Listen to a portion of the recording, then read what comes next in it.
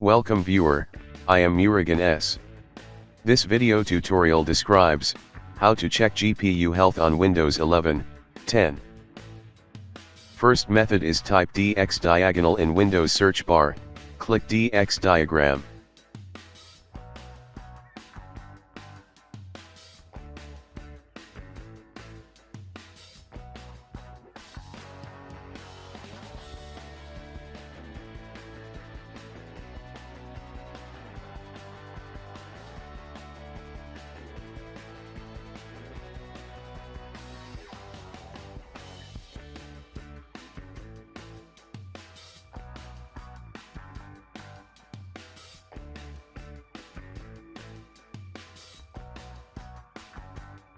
Click display.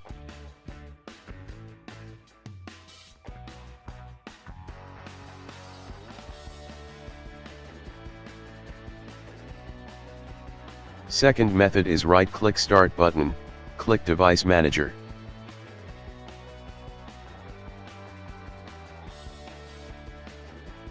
Click and expand Display Adapters, right-click Graphics Adapter, click Properties.